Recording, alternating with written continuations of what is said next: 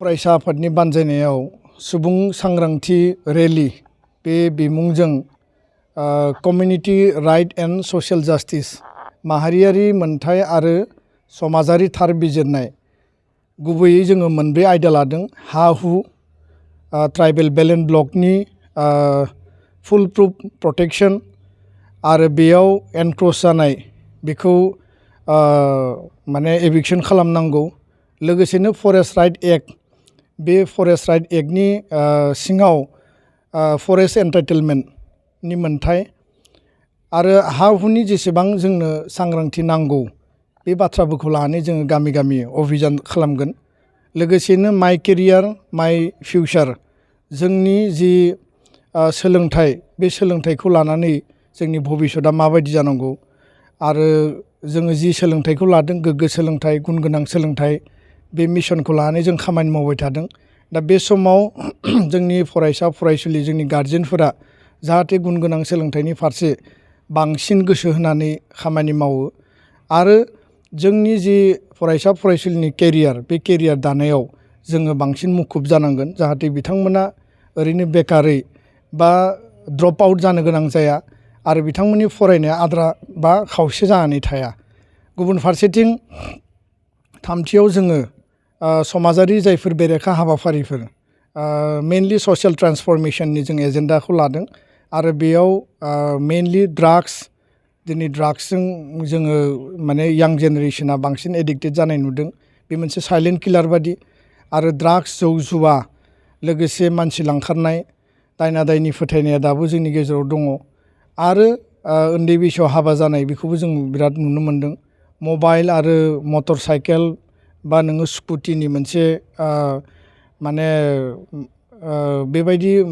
थाबथानाय गैयै जि बाहायनाय बे मोनसे एक्सेसिभ इउस जोंनोथ'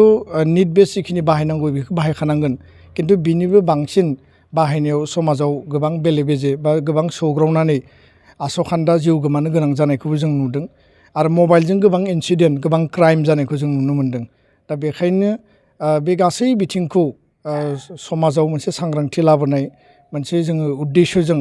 जोङो बे हाबाफारिखौ लादों आरो ब्रैथियाव जेलाव थानाय जेसेबां जोंनि एनडिबि बारग' एनडिबिनि दैदेनगिरि आरो बिबानगिरि मावथिफोर दङ बिथांमोनखौ दिहुननायनि थाखाय समाजारि मोनसे सांग्रांथि हाबाफारि लाबोनायनि गेजेरजों सरकारखौ नारसिननाय आरो सरकारनिसिम प्रेसार बिल्डिं खालामनानै बे लिगेलि जुडिसियेल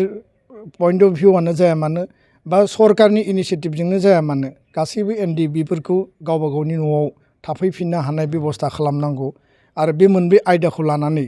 जोङो गोजोननि थाखाय खौसेथिनि थाखाय आरो एन्टि ससियेल जिखिनि एक्टिभिटिफोर जाबाय थादों हा हुनि सायाव जोंनि जिखिनि सांग्रांथि जोङो जि हायाव दङ बे हानि गोबाङानो डकुमेन्टस गैया गोबाङा हा दङ खिन्थु डकुमेन्टलेस दा बे बाथ्राफोरखौ लानानै समाजाव जोङो फिन खनसेबाव मोजाङै सुबुं सांग्रांथि लाबोनायनि थाखाय जोङो गाबोननिफ्राय मेसिभ मोनसे केम्पेइन खालायगोन आरो नोंथांमोना बयबो मिथिगौ जे थांनाय समफोराव 2007आव 2300 किल'मिटार साइकेल रेलि हान्जा सुरदों बेनि उनाव लं मार्च गोलाव हान्जा सुरदों टटेल रेभलिउसन फर टटेल चेन्ज आरो दिनै जोङो बाइक रेलिनि गेजेरजों जोङो गाबोनो चिरां जिल्लानि रौमारियाव जोङो बेखौ जागायगोन काजलगाव दख'रानि सिङाव आरो बिनि उनाव क'क्राझार जिल्ला बाक्सा जिल्ला बरपेटा नलबारि कामरुप उदालगुरि जिल्ला सनितपुर बिश्वनाथ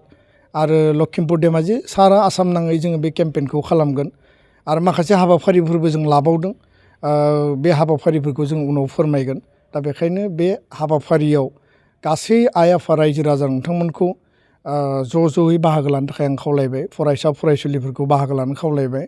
आरो बेबायदि मोनसे सेन्सिटाइजेसन बा मोनसे एवारनेस सांग्रांथि लाबोनायनि गेजेरजों माहारियाव माहारिबादनि फारसे जोंनि मोनथायनि फारसे आरो जोंनि गेजेराव जायफोर नुजाबाय थानाय जिखिनि जेंना जेंसि बेखौ सुस्रांनायनि थाखाय जोङो लामा दिहुननांगोन आरो खौसे ज' जायोब्ला गासैबो जेंनानि समाधानखौ जोङो मोनगोन होननानै जोंहा आत्मबिसास दङ गोजोन्थों